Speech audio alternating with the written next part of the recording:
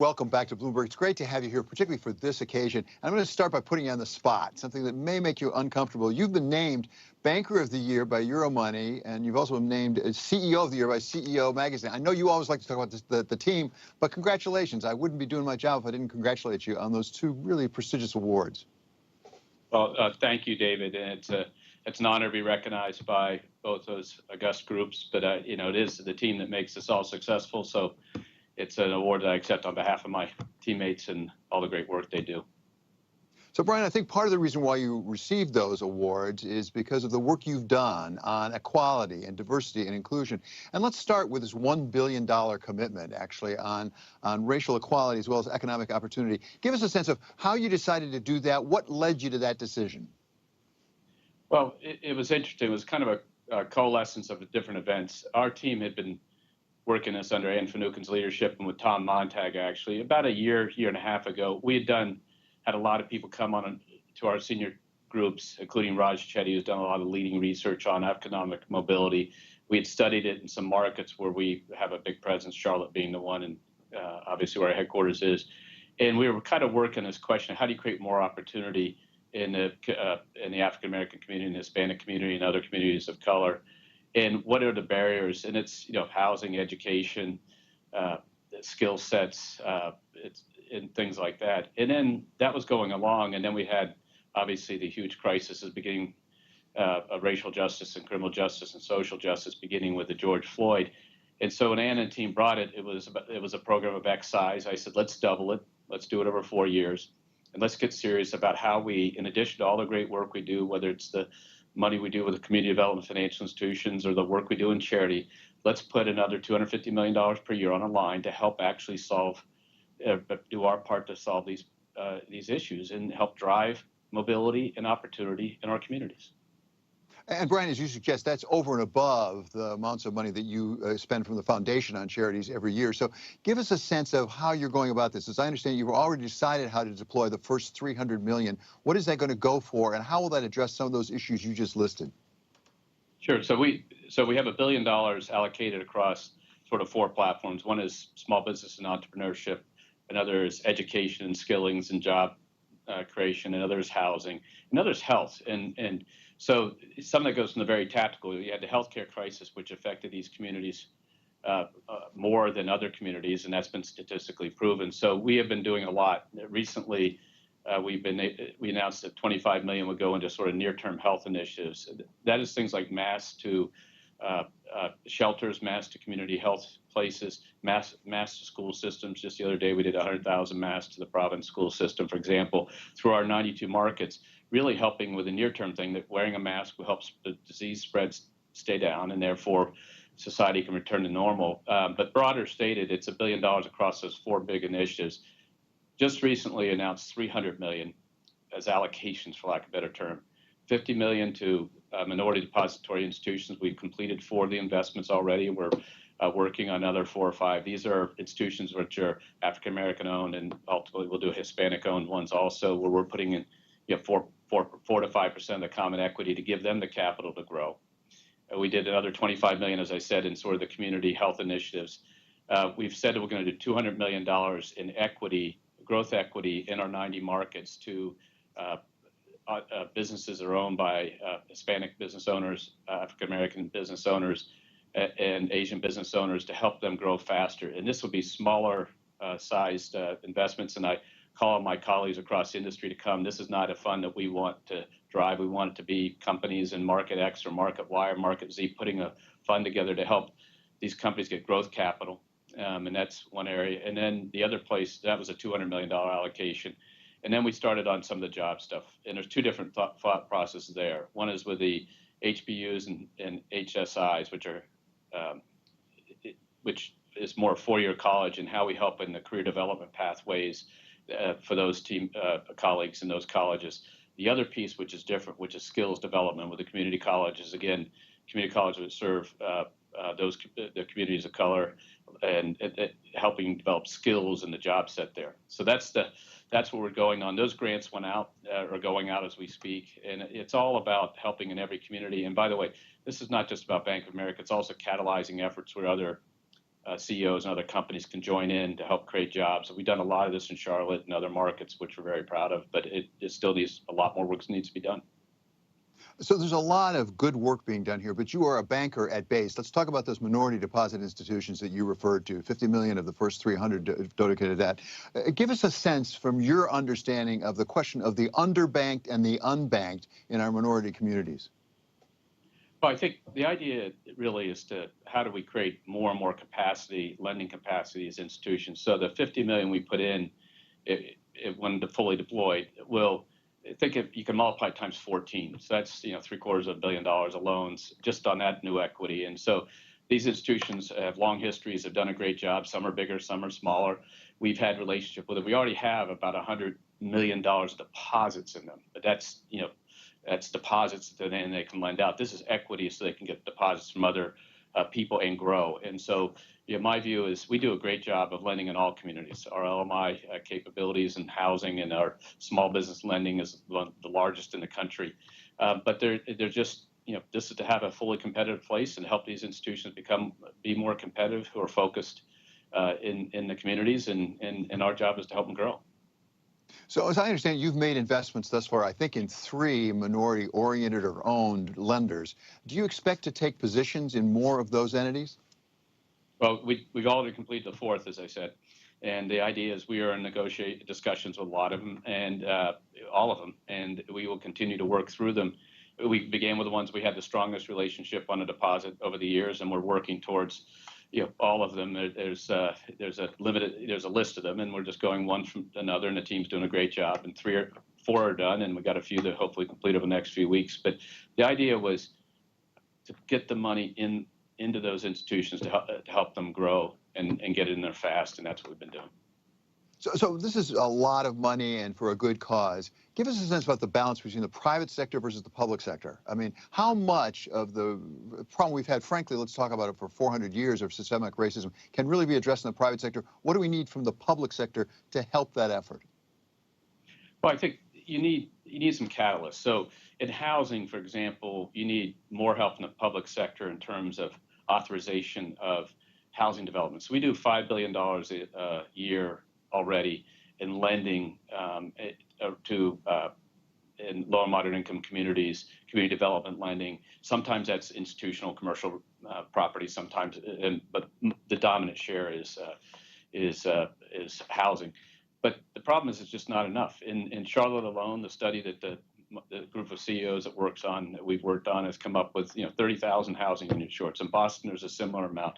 So these markets need it. So what we did in Charlotte, to give you an example of how this really works, is we put in some more risk capital along with a lot of other institutions that we built up a $60, $70 million more, think of it as more equity or subordinated debt, which can be leveraged in the traditional lending that we and other institutions do. But so what can the public sector do? They can permit the housing faster. They can get it done faster, so that the pace at which it can be built is fast. And that's one of the needs is whether it's in infrastructure, as they call it, in housing, is really the permitting process. The money's there, the capital will come, but you've got to get the authorization to build the units. And also on the other side is to help us, frankly, keep people in their homes in the crisis we're in now from being evicted. And that group of CEOs is authorized eviction work, and we've had the law firms, the law departments of our firm, our company, and others do pro bono work to build the ability for tenants to be represented. And so there's all aspects of it, but really what the public side needs to do is to permit, drive the authorization part of it. So, Brian, that's all in the communities you serve, the economy at large. Let's talk about within Bank of America itself, because you've gotten also recognition for how you're handling questions of equality, diversity, inclusion within Bank of America. Let's start with just how you're handling your situation with your employees in this coronavirus crisis. Well, when the virus hit, we got a sense, because we obviously have teammates in Asia, you've started to sit there and say, how do you take care of the situation as best you can? And the 3 basic elements. You got to be, really support your teammates, because we depend on those great teammates to make the company work. So we had a teammate-centric view, then we had a customer view, and then we had a community view. And all that will redound to the shareholder benefit, because it means that we're stronger and more capable. And so what we did is we started immediately with our teammates, one, assuring them that they'll have jobs, no layoffs for 2020. Secondly, helping them think about it from their standpoint, what they needed. And one of the big things they needed as schools closed up and their kids came home that they expected to be in school and they were trying to work at home was childcare. So we developed a childcare plan that gave that contributed $100 a day to our teammates to hire someone to help take care of their kids during the day so they could be focused on work and do a great job for their kids in terms of education. We've had probably 1.3 million of those days used so far. We've continued it through year end for our teammates, and we think it's critical. So that was another piece. Then the mental health work, which is one of the things that we're all going to be facing with and dealing with here is the mental health aspects of this. So we made free mental health consultations, and that's up 40–50% year over year. And I think all companies and all employers should really be thinking about that question because the stress of the situation is high. We then went to the question of commuting benefits and things. So those teammates that still had to come to work. And more importantly, probably than anything else, we really went after the healthcare side for them in terms of the safety and soundness of masks and gloves and barriers and all these things early on, and then getting the people home that weren't necessary to be at work. So we ended up with 90% of people working from home. And it's been a lot of great work by Sherry Bronstein and her team and the group working on it. But it was let's keep our teammates safe, keep them comfortable mentally, keep them comfortable as best we can physically, and then give them the ability to contribute and help serve our customers. Because remember, the customer demands went through the roof at the same time. Brian, at the very beginning of the coronavirus, you made a commitment you were not going to be cutting staff, at least for this calendar year. Some of your competitors, your peers, if I could put it that way, have now said they're going to have to start cutting staff. How long can you keep that up as a practical matter at Bank of America? Well, we manage headcount extremely tightly for years, so it's not a new thing to try to keep. And so we kept our expenses basically flat for the last 4 or 5 years. And so the idea is to use the limited attrition we have. Our teammate scores came back in the middle of this coronavirus, the highest they've ever been, up dramatically, both on the D&I score, which is a proprietary score we're doing, and on the base, sort of satisfaction scores. So the teammates are happy and attrition's down. But basically by managing the attrition and stuff, we try to manage the headcount down. So we stayed about flat during this thing, even though we've added a lot of teammates to work in the branches since we had the high-risk teammates that were out and therefore couldn't go back into work in the branches. We've hired a lot of extra call center operators, and I think it's the job of management just to keep managing that flow. And we made the commitment because what we didn't want people to do is be worried about their job at a time when they were going through stress. And then, the job then as management is to manage through the flow of people leaving for retirement, people leaving for whatever reason they want, not replace those jobs and spread that work out to the other teammates as we get more and more efficient over time, and then let the headcount drift down. What is your thinking on the business case for that? I mean, the moral case for it, I think, is pretty clear, given the stress that so many people are under, so many difficulties that were unexpected and undeserved. But what about the business case? How does it help you, Bank of America shareholders on the bottom line? Well, if you think about the employees, taking care of those employees means they can do a better job for customers. So what did we have to do? We did 350,000 PPP loans. And we had 10,000 people we brought from around the company to work on that. People were volunteering on Easter weekend to make sure we got those PPP loans for the system from lines of business that had nothing to do with small business or even business lending. So you needed those teammates to do those things. Now we have 3,000 people going to work on forgiveness. We need the people to do that. We need people to go and work in the call centers because when the branches weren't open, the customer inquiries came to the call center. So we had a lot of people go on the phones, and we did 100,000 computers and screens to people's homes so they could work. And so think about that. And so you needed the capacity. The work didn't go away.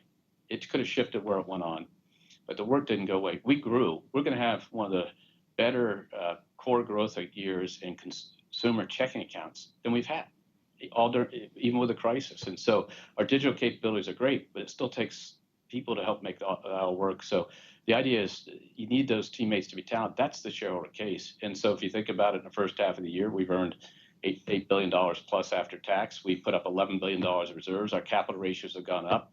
Our reserves have been doubled.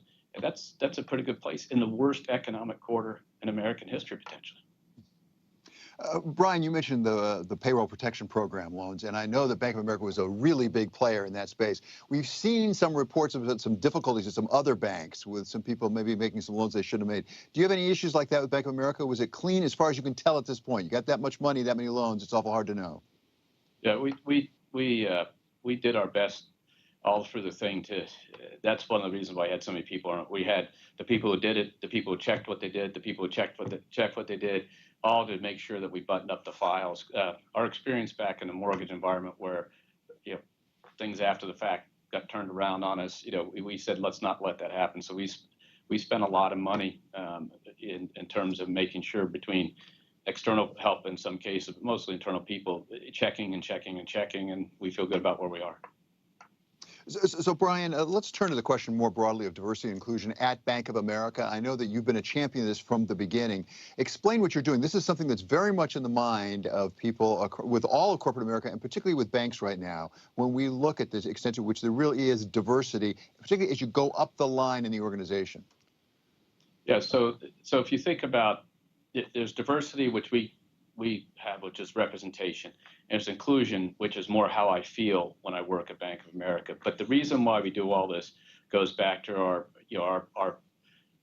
operating principles of responsible growth. We got to grow, no excuses. We've got to grow with the right risk. We've got to grow on a customer-focused basis, and we have to grow on a sustainable basis. And sustainability means drive operational excellence, because that generates the efficiencies to pay for everything we do. Share our success with our communities, back to our early discussion, but most importantly, be the best place for people to work.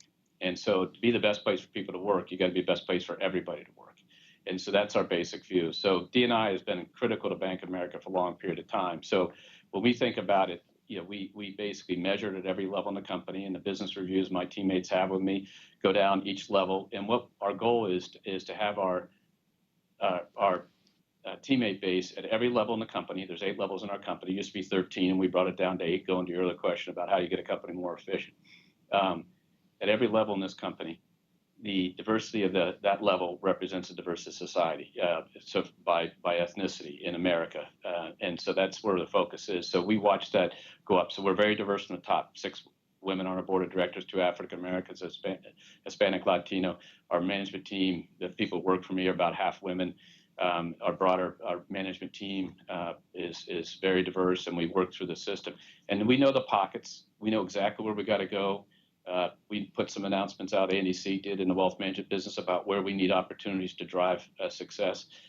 We know where the areas we're weaker or stronger in. It is not mysterious. It's very granular, and I try to hold, in that case, Andy accountable, and he holds his direct reports accountable, and they hold their direct reports accountable, because this goes right through the system of how do we get to be diverse.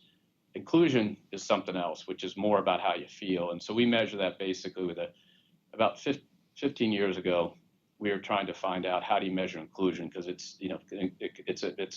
a feeling. And so we went out and sought whether other people could measure it, and we couldn't find any measures. So we said, well, let's create a measure off a series of questions about how people are doing that we ask every year. But on top of that, we had to say, so what do we mean by it? And the story was, the team wanted to go out and hire some consultants. I was not CEO, I was just but I was the head of the Global Diversity Inclusion Council then. And the team wanted to go out and hire consultants and do it. And I said, let's just ask our teammates what they think. And so how we define America is Bank of America is defined by what a teammate said. I want to be able to come to Bank of America and bring who I am inside the door and not have to leave it there and pick it up on the way home. And so that's how we define it. And so what we try to do is achieve that feeling in our teammates by having them know that through the development, through their affinity groups they work in, through all the different structures we have, that no matter who they are, they can bring themselves through that door every day at work and be as successful as they want to be, and then